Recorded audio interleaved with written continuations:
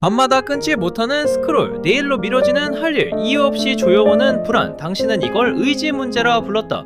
그런데 5만 년 전으로 돌아가 보면 그 셋은 전부 사람을 살린 기술이었다. 단 음식을 탐한 자가 겨울을 났다. 힘을 아낀 자가 다음 사냥을 버텼다. 먼저 겁먹은 자가 맹수를 피했다. 당신의 뇌는 그때 그대로다. 정교한 하드웨어, 낯선 환경에서 돌아가는 중. 망가진 건 당신이 아니라 둘 사이의 거리. 왜 당신의 뇌는 아직 구석기에 멈춰 있을까? 생각해보면 이상한 일입니다. 똑같은 본능인데 5만 년 전엔 생존이고 지금은 결함이라뇨? 바뀐 게 본능이 아니라면 대체 뭐가 바뀐 걸까요? 학자들은 이걸 진화적 불일치라는 가설로 설명합니다. 우리 뇌는 5만 년 전 환경에 맞춰졌는데 세상이 알아볼 수 없을 만큼 바뀌었다는 거죠. 그 어긋남이 어디서 시작되는지 세 장면으로 따라가 봅니다.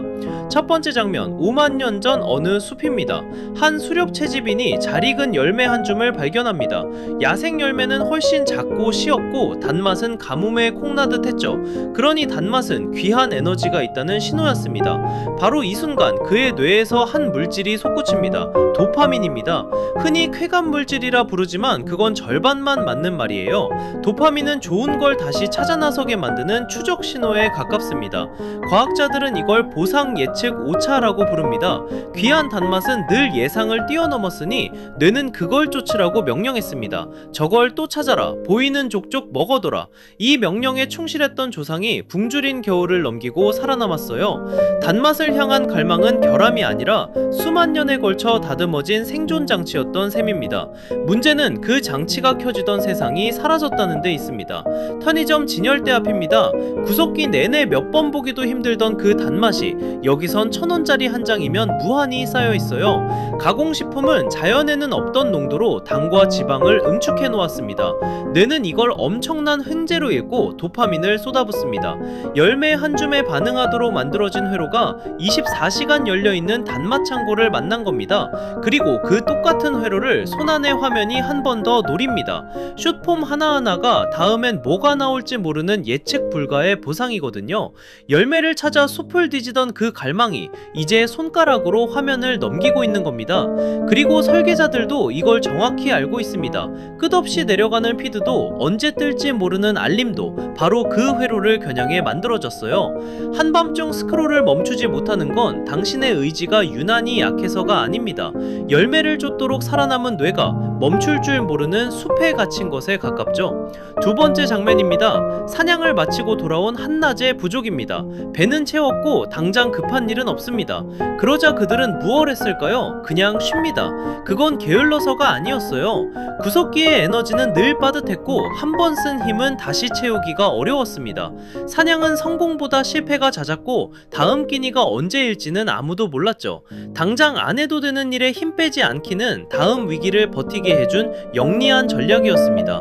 연구자들은 이 성향이 우리 안에 꽤 깊이 새겨져 있다고 봅니다. 이번엔 형광등 켜진 사무실, 모니터 앞입니다. 눈앞엔 마감이 한 달이나 남은 보고서가 있어요. 그런데 이 일은 구석기의 어떤 위협과도 닮지 않았습니다. 그래서 뇌는 늘 하던 대로 판단해요. 지금 굳이 힘 뺄 필요 없어. 대신 손은 더 즉각적인 보상이 기다리는 화면으로 향하죠. 구석기에선 생존이던 그 절약 본능이 사무실에선 게으름이라 불리는 겁니다. 다만 한 가지는 짚고 넘어가야 합니다. 미루기를 진화로 설명하는 건 아직 여러 가설 중 하나예요. 이건 확정된 사실이라기보단 하나의 유력한 관점으로 들어주세요.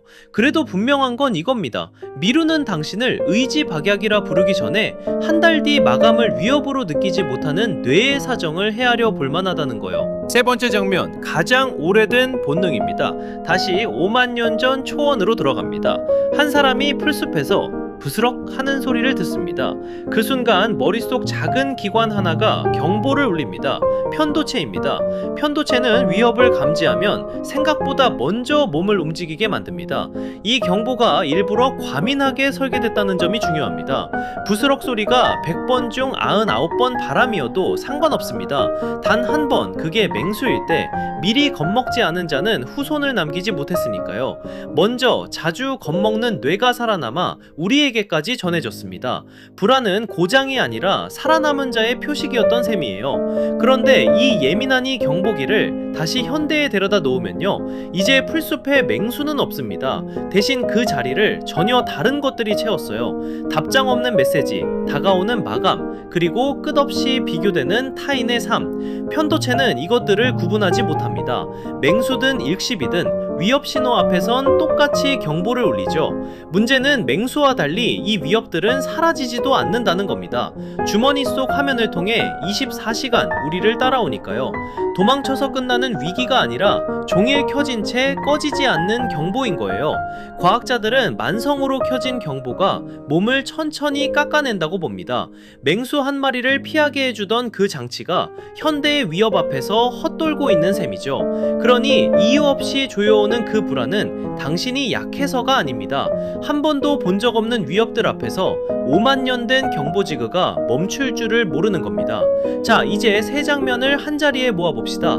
단맛을 쫓던 뇌, 힘을 아끼던 뇌, 먼저 겁먹던 뇌. 구석기에선 셋 다 사람을 살린 기술이었어요. 그런데 똑같은 셋이 지금은 폭식과 게으름과 불안이라 불립니다. 바뀐 건 뇌가 아니었습니다. 바뀐 건 그 뇌가 돌아가는 세상이었어요. 진화는 수만 년 단위로 천천히 움직이지만 문명은 단 몇백 년 만에 세상을 통째로 뒤집었으니까요. 바로 이 어긋남을 학자들은 진화적 불일치라 부릅니다.